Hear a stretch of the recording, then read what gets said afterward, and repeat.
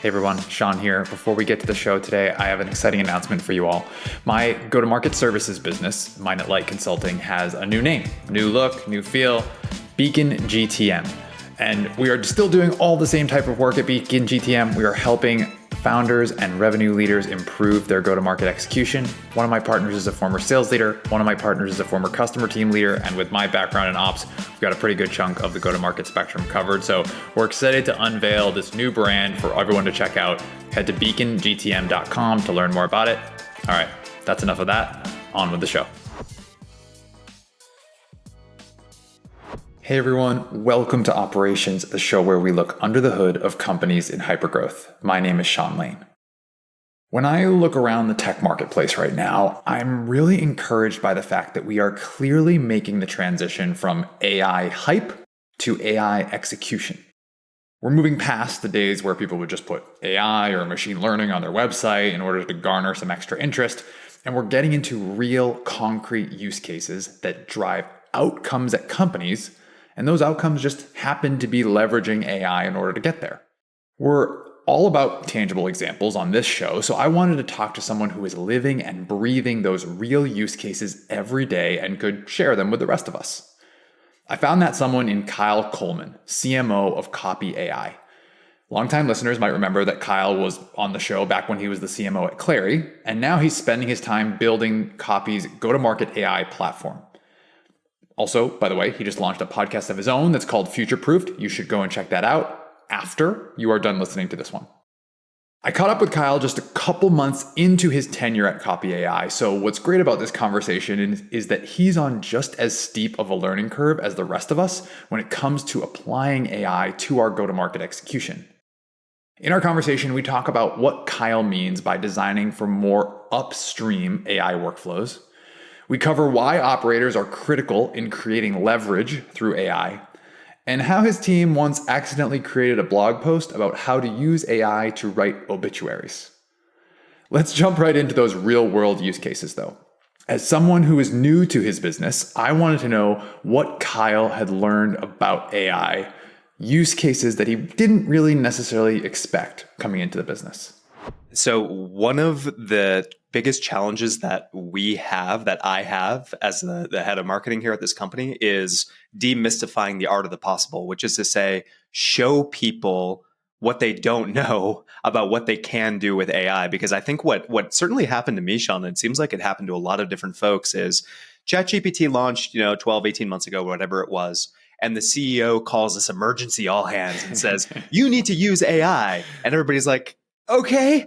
And so they went and got a ChatGPT license and they logged in and they see the blinking cursor and they're like, what do I do? Like, how do I act? And so there needs to be more prescriptiveness, I think. There needs to be, again, some demystification, because right now the use cases are not, it's not that they're not obvious, they're just not really well prescribed. And they do require a certain skill set, whether that's prompt engineering or some sort of systems integration or a combination of those two things. And that's what has been really eye-opening to me, is just like getting a menu of options as a starting point versus trying to invent from whole cloth what you're trying to do with AI is a totally different approach. And that's something that's been really, really interesting to see for my own personal journey. I can talk about the specifics, but I'll pause there and see if that resonates. Totally. And I think, giving people a starting point to help them understand the art of the possible is true of any new technology, right? Of any new use case. And so you all seem to be focused on primarily marketing and sales right now in terms of those use cases. So help folks go through that demystification process and help them understand what might some of those starting points or some of those starting prompts might be. Yeah, sure thing. So a lot of the use cases that I was thinking about prior to starting at Copy.ai, and I think a lot of sales people are used to seeing, or revenue operations people are used to seeing, is from the existing SaaS vendors, whether that's Clary or Outreach or Gong. So a lot of these vendors have these use cases that are really useful, but they're useful to the super downstream end user. So the individual AE can get an AI generated meeting summary and a follow-up email, or the individual SDR can get an outbound written email or something like that. And that's very useful. But what I have seen and what I'm excited about for operations people is these use cases that are way further up the stack. You can inject AI into your CRM in ways that I just really hadn't thought about because again, the art of the possible, it was opaque to me. So now seeing the way that AI lead enrichment, AI account enrichment, AI lead scoring, and the way that that can then dictate so many downstream processes and make so many people not just more efficient, Sean, but more effective because the leads are better enriched. The lead scoring is more qualitative and more of a thinking agent that's saying, this is a good lead because XYZ reasons. And I can base that rationale off of this super robust set of information about the lead and about the account. I can match that to what my company views as a high quality lead. And now I can have a much more flexible, strategic, thoughtful lead scoring system. And that has so many benefits for everybody across the organization. And so just like thinking like that and moving AI up the stack and having operations people being the ones, just like you do with so many other systems, being the ones that are architecting the way that AI is infused across the go-to-market, that's the big unlock for me. And that's where we're starting to see go-to-market teams really achieve that velocity, is when they can move things up and have AI affecting way more than just individual downstream use cases. This distinction between optimizing for the downstream end user use cases versus designing the entire end user experience further upstream was one of my biggest takeaways from my conversation with Kyle. Now, whether you're using Copy.ai or some other vendor, the idea of operators getting to mold and design all of these workflows that are happening under the hood, and then you just surface the magical outputs to the AE or the end user, that's super compelling to me. And look, maybe that's just my biased operator's perspective. But even with that bias, I actually think that Kyle's examples don't narrow down who can contribute to these use cases. It's actually the opposite. Now you don't have to be a data scientist in order to play a role in the lead scoring model. These AI-driven workflows empower you or anybody to get creative and then make leverage for the rest of your team in order to achieve your goals. Here's Kyle with more.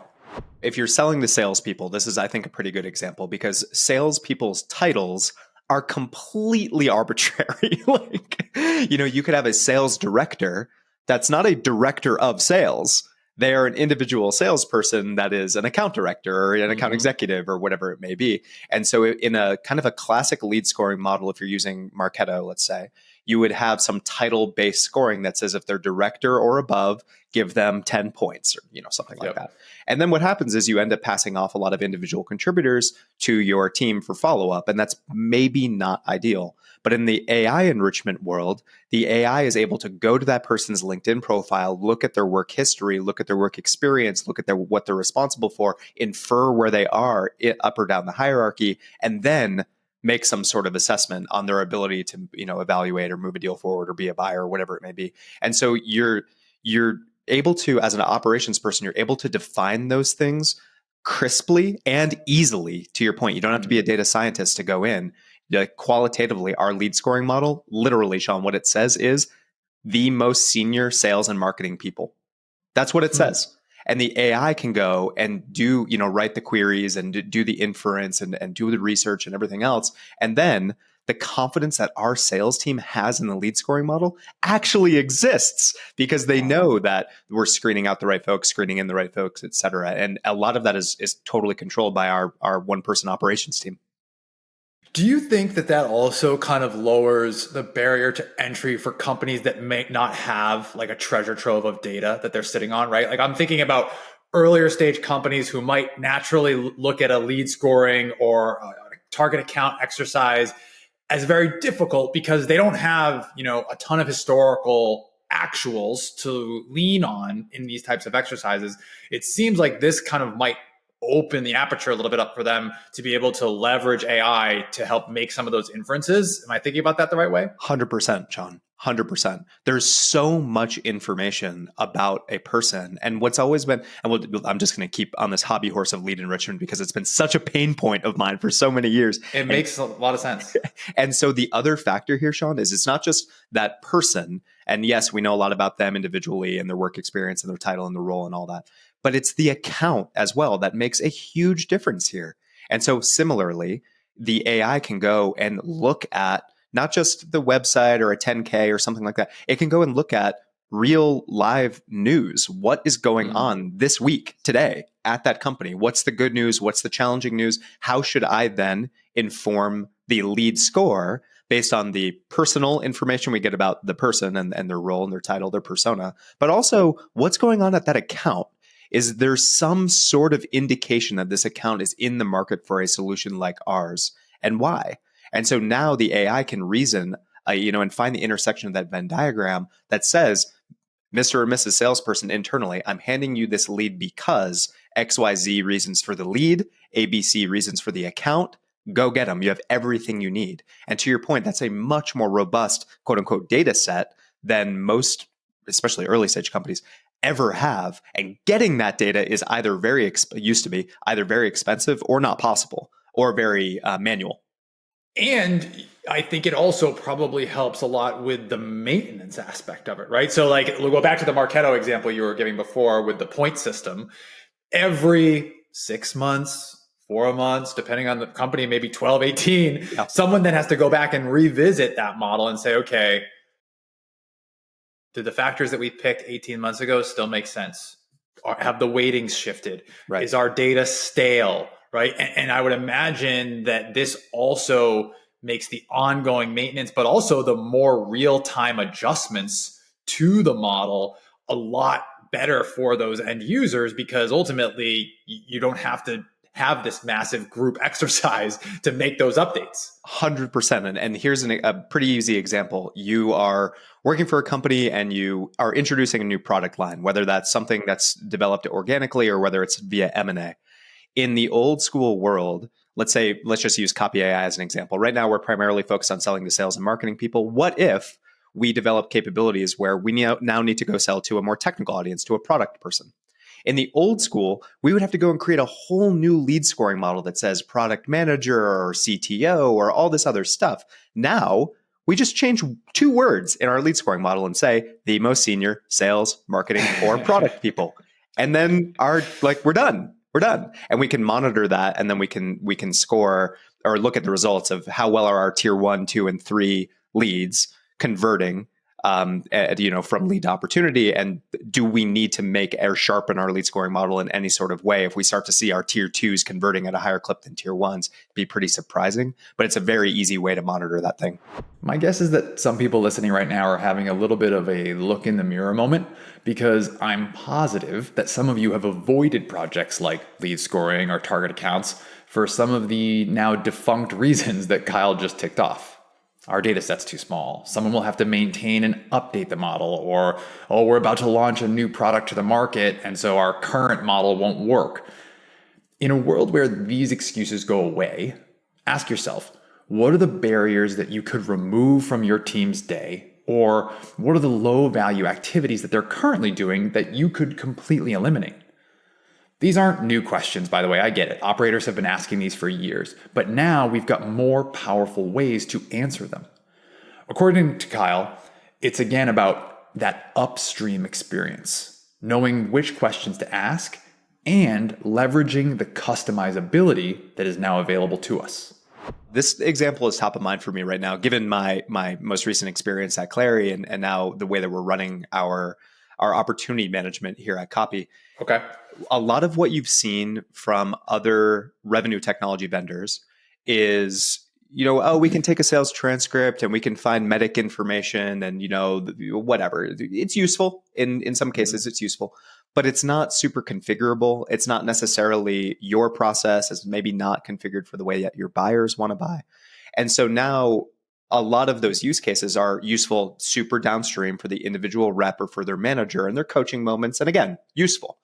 But imagine a universe, Sean, where the revenue operations person is getting to say, here is what good looks like at different stages in our deals. And I can define this qualitatively with sentences, with natural language. I can say, I know that in stage 1, XYZ needs to happen. My entry criteria are this, my exit criteria is this. I know, I want the AI to go read through my CRM history and build a model of what good looks like, and then apply that model to what I know needs to happen to move a deal forward. And so now, instead of the AI forecast being a downstream individual AE or sales manager exercise, now it's an org-wide exercise. And the revenue operations person has skin in the game and their fingerprints on defining that forecasting methodology, defining the way that the AI is doing its research and making its inferences, providing its feedback and its strategies, and having an org-wide impact. And so now the operations person is responsible for defining that org-wide. What does this forecast, what does a good deal, bad deal, what should a deal score be at this company by segment, by industry, by whatever it is, configurable again to your business? And then that is the definition that's informing the insights that the AI gives you. And that's a totally different paradigm than, again, what I believe most operations people are used to seeing or have been seeing for the last 12 or 18 months from the AI capabilities. If I keep pulling that thread, right, and I know what good looks like, what do you think the output of that looks like now for those end users, right? Like, instead of just a score that says, your deal is a 74, like, good luck with that, right? Like, what do you think that then becomes if the RevOps folks are doing a good job at that kind of upstream design? What does it look like then for the end users? Yeah. So again, totally configurable for you, for the operations person. The way that we have it internally here, Sean, is we use Salesforce as our CRM, and we have this deal scoring AI workflow that's running in the background, evaluating every deal. It scores the deals based on the way that our operations person defined it, 1 through 10, 10 being good, 1 being bad. And it says, okay, this deal is a 7. Here's why it's a 7. You talked about a timeline, but we're pretty close to that timeline and we haven't exchanged any paper yet. And by this point in a deal, I would normally expect to see some multi-threading happening, but you're single threaded with this one buyer who has authority, but you should get in touch with this persona and this persona in order to strengthen the deal. And so it gives a score, it gives a rationale as to why, and it suggests real, meaningful, bespoke to that deal next steps that are, again, defined by the operations person who configures what a deal score looks like. I'm glad that I'm talking to you early in your Copy AI tenure, because you, I'm imagining, are on this crazy steep learning curve right now. For the ops folks that are listening to this who want to join you on that curve and figure out, just go back to the very beginning of our conversation, the art of the possible here. Yep. Like, help them. Like, what are you turning to? How are you learning? Like, there's so much garbage out there about AI. Like I want to sift through that and get to the part where, like, people can actually use this and bring it back to their companies. Right.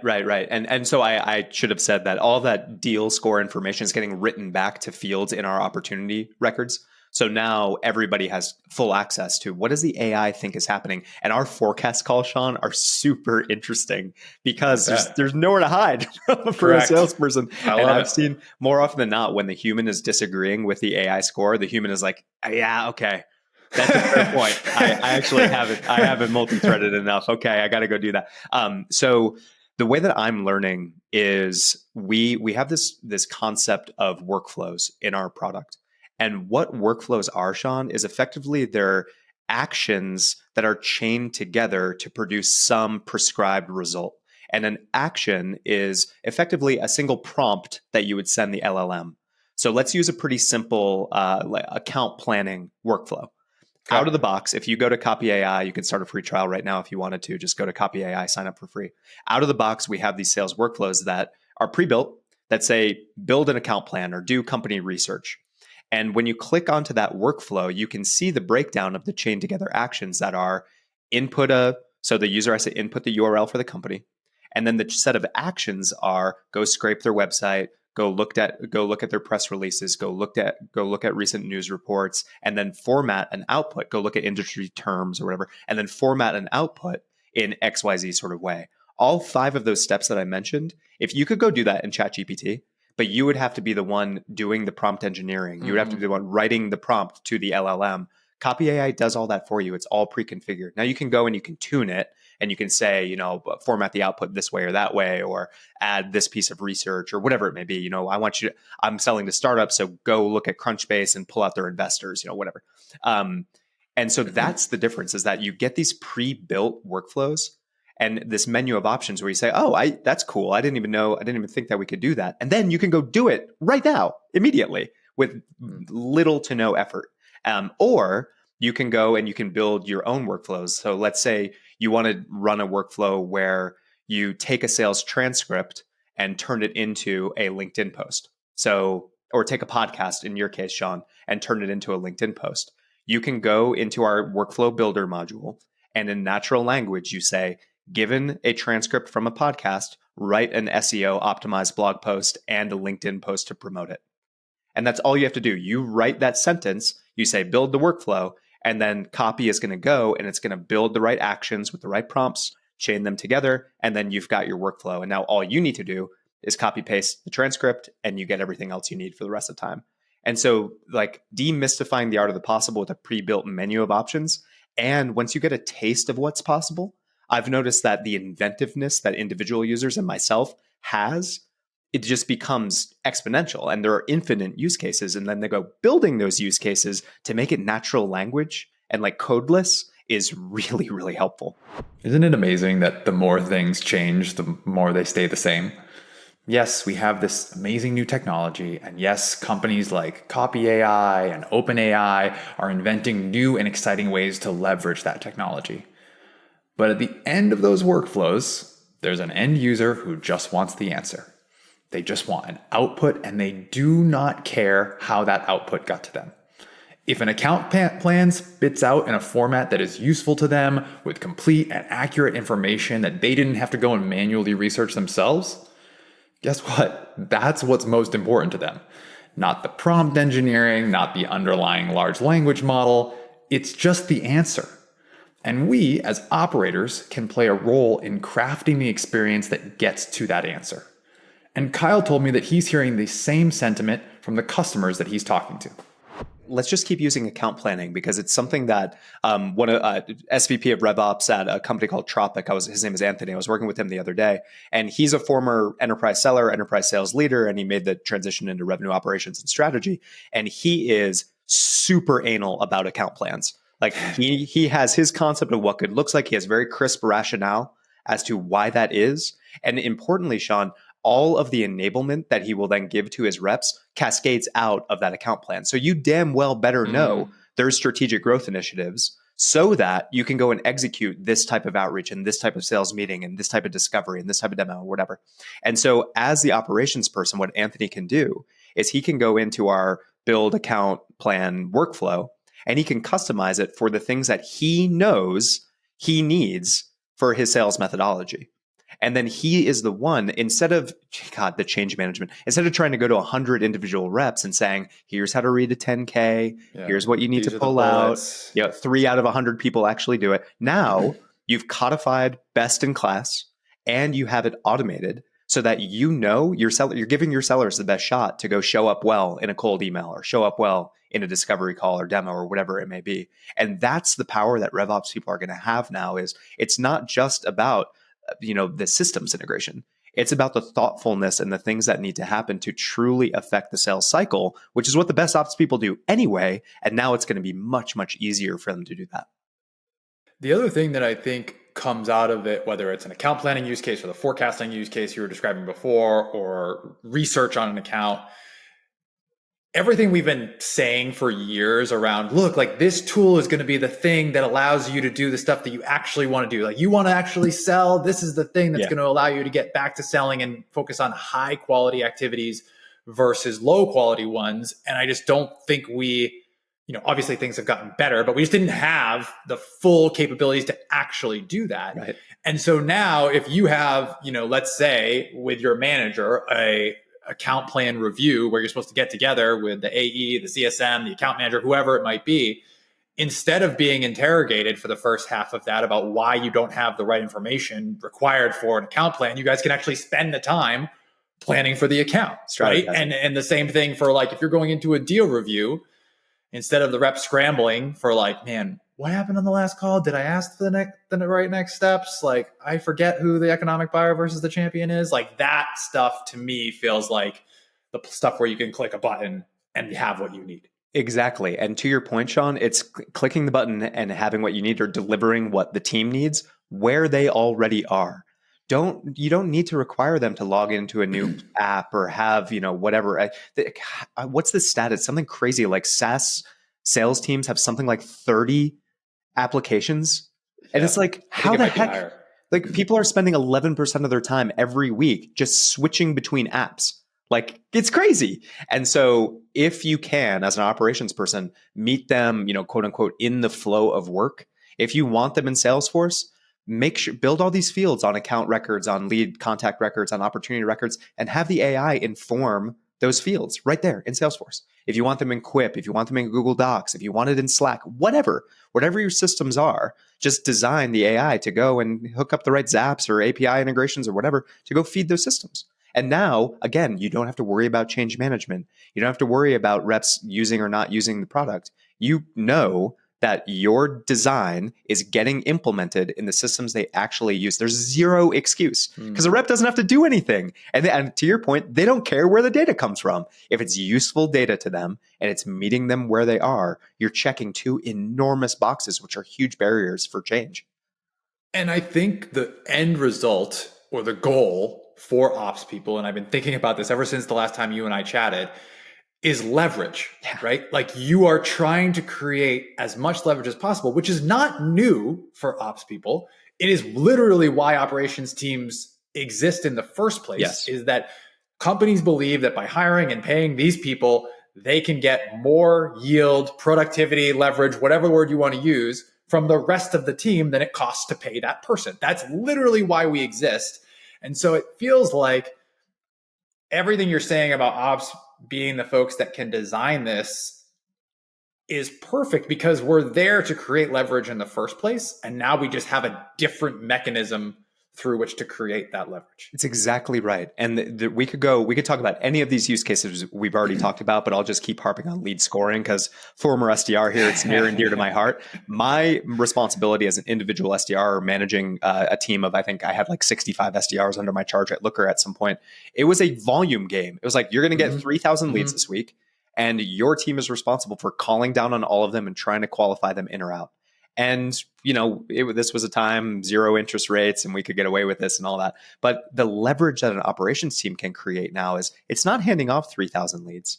It's handing off the right 100 leads that are satisfying the lead scoring and account profiling that we have defined. So now, instead of an SDR, frankly, wasting time listening to a phone ring for 5 hours a day, now they say, these are the 100 people. They're super well qualified. They're high intent. They have the right criteria from a lead, from an account standpoint. Now I just need to focus on these 100. And it's not to say that you should necessarily have fewer SDRs. It's to say the work they're doing much more impactful. So you, the operations team, are going to be providing leverage for yourself, multiplying yourself, but also leverage across every other role who are frankly doing things in pretty archaic ways right now and are doing things in ways that are not scalable. I mean, you look at customer acquisition cost to lifetime value. You look at what is happening to multiples for these teams that are super heavy on their go-to-market spend. Something's got to give. Something's got to give. And operations teams can be the ones that pull that lever that really help accelerate and find areas of friction, reduce that friction, and achieve real velocity for their teams. Leverage and velocity. Leverage and velocity. Kyle's point is that we now have this super powerful set of tools at our disposal, and we need to react accordingly to take advantage of them. If his stat is right and reps are spending 11% of their time switching between apps, then okay, let's spend that 11% of time on revenue producing activities instead. And just as importantly, he's emphasizing that we have to meet those end users where they are at in order to actually find that efficiency. Again, I get it. None of this is new to operators who have been listening to this show, but the means to the end are shifting. I love how specific Kyle is when he talks about these use cases, and I wanted to go even further into those. He and the team at Copy.ai are obviously the number one customer of their own tool, so how are they using it internally? And what's interesting is we have this concept of the AI Sales OS, which is effectively this suite of sales and operations oriented workflows. And this was it was homegrown. Our internal operations person started creating all of these workflows and was like, holy smokes, this is game changing. Let's bundle this together into a product and go sell it. It's a classic startup. So all of this is real. Let me tell you a different example on the marketing side, because there's so many use cases that we haven't really unpacked on the marketing side. And if there are marketing operations people listening to this, you might lose your minds the way that I did when I saw this. Every sales call that we use Gong for call recording. There's a transcript that's created. We have a workflow that's running in the background that is listening for moments in those sales calls where the prospect says, holy shit, or wow, or I can't believe that is so cool, or my mind is blown, whatever. They react in some positive way. So the AI is listening for that.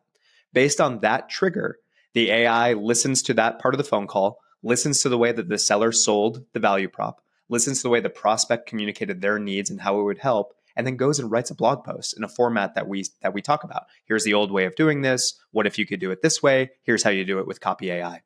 We have a database now, a content database of this workflow has been running for about 6 weeks now. We have 3,000 articles that were written that are SEO optimized, ready to rock and roll. And what our marketing team does then is we do the SEO strategy. We say, what are the keywords? We're taking this AI sales OS product to market. What are the keywords that we need to own? We need to own AI enrichment, AI forecasting. There's this laundry list of keywords we need to know. So the article is written by the AI, API into Notion. We have a Notion table now of all of the 3,000 articles. We can search that table for the keywords we care about, like enrichment, for example. And then our content team can go and publish it. And it's this unbelievable flywheel that we can create where the more sales meetings and events we have, the more transcripts we have, that creates more content, that creates more traffic, that generates more sales calls, that generates more content, and the flywheel feeds itself. And it's this, what we're calling the $0 CAC strategy that's very content driven and content oriented. And this is not crappy AI content. Like if you go to ChatGPT right now and you say, write me an article that's whatever's top of mind for a CFO and sell them this procurement software with this value prop, you're going to get a crappy output because it's all in the fast-paced world of B2B procurement. Exactly. But because these blog posts are based on transcripts, the way that our humans are talking, the way that human prospects are talking, it's real. And then if I'm the author of this blog post about cold calling or cold emailing and how AI can help, I can apply my brand voice to it. So I upload a handful of my LinkedIn posts or my blog posts. I tell it, how I want to sound. I want to sound like an expert, but also still fun, drop in an emoji here or there. And that's now my brand voice. And so the blog post is written. And then if it says Kyle is the author, it applies my brand voice. It changes the things it needs to change. And now it sounds like me. And it's insane. And so flywheel, real authentic content that's always on. And there's a million use cases just like that. But that one I think is particularly cool. And like the volume of that astounds me. So do all 3,000 of those see the light of day? No. In fact, we prior to my joining, we had with a Webflow API, we had these blog posts automatically publishing. And we published a blog post of how to use AI to write obituaries. It's like, okay, maybe we don't need to be publicizing that. So it's not fully automated. And, SEO it's not more is more, that you got to be careful with SEO strategies. And so the goal is to create the bank of content and then allow our human and SEO strategists to go in and say, what keywords do we want to own? Let's find the content that's most applicable to those keywords, and then let's go publish those things. So there is still a human in the loop process or component of the process for the time being. I think that's probably still pretty wise to do so that we have some quality assurance. Yeah. The other thing that makes me think of is kind of the ripple effect on, especially a smaller company like yours, how you think about your growth in terms of people, right? Like you're the CMO, you've got this budget, you've got these targets sitting in front of you, but I would imagine, given the fact that you can produce 3,000 blog posts without anybody writing anything, the way you think about the future staffing of your team, the way you think about staffing the entire company is probably very different than even 3 years ago, right? How are you thinking about that? Like, how are you wrapping your head around what the next 2 or 3 years of the marketing organization will look like? this is top of mind, Sean, for so many reasons. I mean, you read any headline from any week from the last year and a half, and it's about riff this or reduction here, layoffs here, whatever it may be, which is maybe a roundabout way of saying I'm being really careful about where we dedicate our full-time employees and where we spend our personnel dollars, because I don't want to make mistakes, so to speak, that we need to unwind at some point, compounded by the fact that we're an early stage startup and every dollar is precious and existential risk if you overspend and whatnot. And so what I'm trying to do is I'm trying to be really thoughtful about what do I need full-time employees focused on. Spoiler alert, operations is one of those things because it's, again, one of the highest leverage things that we can do. So I will be hiring for a full-time operations person at some point. But maybe I don't need to have a fleet of, let's say, writers in-house. I want to have contractors. Thought leadership is still important. AI can't invent thought leadership, so we need to be focused on that. So our in-house people are the more thought leader-oriented writers. And then the contractors that we have punch things up for SEO or will help us with, the technical components of SEO or something like that. And so I'm trying to be really, really careful about what we dedicate FTE spend on and really trying to apply that same, the word that you used, Sean, is the perfect word. Which people can give us the most leverage? And who do we need as a full-time employee? Operations is certainly one of them. Content strategy is certainly one of them. Lifecycle marketing is certainly one of them. So like those types of roles that are pretty horizontal, broad impact. I'm trying to avoid specialists as much as possible. I want in-house strategy that AI can help, get a first answer to. And then I want to outsource more tactical type things. And I do not want a team of 40 specialists. I want a team of 10 generalists that can go and make a lot of stuff happen. The thing that I could see as being amazing for ops people, but challenging for companies is I think that the way that a lot of ops people think would fit perfectly into the system that you just described, right? You want people who are curious and want to figure out those different use cases and can figure out how to connect, the customer marketing thing over here to the product trigger over here and how that ends up in the hands of either the end customer or an internal end user. But those people are hard to find, right? And so do you think about not only the roles you need, but the staffing and the profile of those people will probably change too? It has to, right? Absolutely. And the staffing and the profile, that it's changing in a couple different ways, Sean. One is, am I looking for experience or am I looking for aptitude? I've, hopefully it's a combination of both, but I've always been predisposed to the aptitude side because smart, capable, driven, growth-minded people will figure it out. And sure, they may not have the Marketo certification and they may not have the Trailblazer core, but they'll go do it. And, I'll pay them to go do it. But I would rather have somebody who is inventive, is curious, again, brings that more generalist approach to things, is capable or has a track record of connecting the dots and making an outsized impact on their team versus somebody who is like a super deep expert on one thing that will be useful for us, but may not be a 10x type opportunity. So I'm trying to find those 10x opportunity people. And it's, like you said, way easier said than done. But this is hiring, especially with everything we've learned over the last couple of years, hiring is a slow down to speed up exercise. And especially, we're a 45-person company right now, Sean. Like every single person makes an enormous difference. You're 2% of the company. And so like we have to be able and willing to slow down, think a bit differently about our evaluation criteria, what we're looking for. It's not just a whiteboard exercise showing me that you can architect an object joined inside of Salesforce. It's a totally different sort of thing that requires systems thinkers that are not wedded to any specific tool set. And then the new thing is you've got to be curious about AI.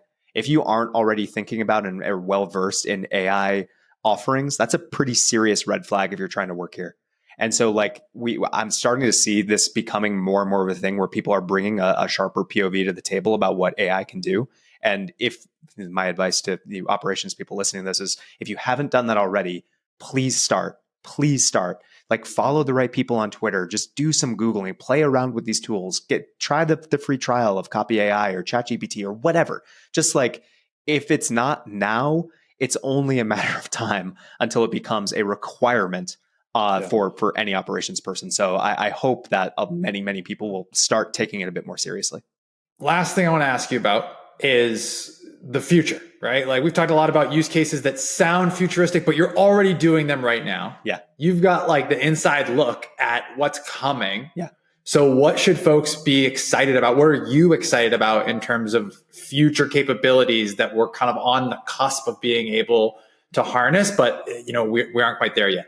The only limiter is data. And we're building capabilities. I don't know when, my product team will get mad at me. I don't know when, but what we're really focused on, Sean, is expanding the universe of integrations or of data inputs that we can achieve, because there is a not too distant future where we can become any company's business brain by connecting to or ingesting all of the data. So you can come in to the platform in some future point in time and you can ask any question that you want. Yeah. And you can get an answer more or less immediately. It's more like, this concept of the LLM, the large language model that these ChatGPT and Llama and Claude and Anthropic are trained against, LLM. This is more like an SLM, a small language model that's your business. So the AI, we can be that data bank that is taking in all of this data and building the model so that your team can come in and build the workflows, ask the questions. Like it's business intelligence in a totally different way. And I don't know what that's going to look like, but the opportunity for it is extremely exciting. Before we go, at the end of each show, we're going to ask each guest the same lightning round of questions. Ready? Here we go. Best book you've read in the last 6 months? Ooh, it can only be one? You can break the rules. That's fine. So, joining a startup, I had to reread 0 to 1 by Peter Thiel. Such a good way. He's contrarian in the way he thinks, the way that he forces me to rethink some things that I held pretty dear. And this concept of breaking things down to quote unquote first principles and starting with a blank page and then building thinking out from there. And it's just super interesting for the way that he thinks about systems. So useful for startups, useful for systems, 0 to 1, maybe you don't like Peter Thiel for whatever reason, fine. But the thinking in that book is really, really good. For the marketing people listening to this, I just reread Made to Stick by Chip and Dan Heath. It's all about how and why messaging sticks in people's brains. And they go through all these different case studies about storytelling and advertising campaigns or whatever it is. And they break down the 6 main things that make things stick. Super, super helpful, not just for marketing and campaigns and everything, but for internal marketing. How are you going to make people remember what you want them to do? You can list out a boring, dry 10-step manual, or you can architect a story around it and make people actually remember it. So Made to Stick, super interesting and a lot of use cases in work and in life. Awesome. Next one is favorite part about working in ops. You are, I think, more in ops than you ever have been before in this new role. So favorite part about working in ops? It's leverage, Sean. It's leverage and it's control. You get to control and define what good looks like in so many different areas of the business. And your architecture, maybe this is overstating it, but I truly believe you make or break the company. Like you are setting up the things, not just systems and integrations and data flows. Of course, all of that is extremely important, but the qualitative side of how shit gets done. And it's amazingly exciting. It's also a lot of pressure, but if you are willing to take that on and, take the good with the bad, take the feedback, the constructive criticism, take the wins, like it's a really exciting role to be in. And I truly, genuinely believe that revenue operations people specifically that are responsible for sales ops and marketing ops and CS ops and all the strategies in between. And of course, everything else that is rev ops, people that have that wide a purview, like you got your hand on the tiller, you're steering the ship. And like, if that ship arrives safely, it's because of you. And if it crashes, maybe also it's because of you, but it's a really high leverage role. You might have answered the next one already. Flip side, least favorite part about working in ops. Yeah, I think so. The pressure. Company crashes, it's you. The pressure. I mean, well, what I'll say, I'll answer it a little bit differently, although the flip side of that coin is definitely true. The least exciting or interesting or valuable thing about working in ops is the fact that you get very little credit when things go well, and you are immediately blamed when something breaks. And that's a really tough place to be. And so you've got to have thick skin. You've got to have a growth mindset. You've got to be really charitable with people who maybe don't deserve the charity, and you've got to rise above it. And so, managing your own thought process, managing your own emotions, operating with equanimity, like that's really hard. And you have to be able to do it, because I promise you, you're going to get far more constructive feedback than you are positive feedback. That's a very good way to put it. It's a very good way to put it. All right. Someone who impacted you getting to the job you have today. Keenan Rice is a VC at an early stage venture capital company called Tokyo Black. And he hired me at Looker. He was the founding VP of sales and marketing at Looker. And I knew him in a past life before that. And his fingerprints are all over my career, Sean. And I could say the same thing about 10 other people in my life. I'm very fortunate to have so many people in my corner, but Keenan specifically, he introduced me. He's an investor in Copy.ai. He introduced me to the CEO, and I wouldn't be here in many ways if not for him. And literally, I would not have this job if not for him. That's awesome. Shout out, Keenan. All right, last one. One piece of advice for people who want to have your job someday. Say yes to opportunities. Try and create your own opportunities when you can. And when new things, new challenges, new opportunities, new, whatever work, jobs to be done, when they present themselves, go run toward that fire. And the way that I operate is I may not know that I can go do a thing, but I have confidence that I'll figure it out. And I have support of the people that I work with to say, yeah, he may be a little rough, maybe a little failure at the front end of this thing, but he'll figure it out. And if you operate with confidence, and if you have a group of people that you're working with that have that confidence in you, it's up to you to go and find those new challenges, expand your horizons, find that growth edge that really is, for me, what's fulfilling is the challenge. I don't want to come and do the same thing every day. I want to come and figure stuff out. I want to come and find where the fires are and go put them out. And again, it may be something I've had zero exposure to in the past, but I operate with confidence in myself. And again, the confidence in the support network around me that I can go do it. And if more people operated that way, I think we would start to see a lot more velocity inside of companies, because this is a lot about reducing friction and being willing to have the crunchy conversations or go solve the hard problems that reduce that friction. Or B, you're going to start to see people with a lot more growth potential and who have more general, broad experience that can go solve big problems at companies. Thanks so much to Kyle for joining us on this week's episode of Operations. If you liked what you heard, make sure you're subscribed to our show so you get a new episode in your feed every other Friday. Also, if you learned something from Kyle today, I certainly did, or from any of our guests, please leave us a 6-star review on Apple Podcasts or wherever you get your podcasts. And of course, don't forget, like I said at the top of the show, go check out Kyle's new show, Future Proofed, wherever you get your podcasts. All right, that's going to do it for me. Thanks so much for listening. We'll see you next time.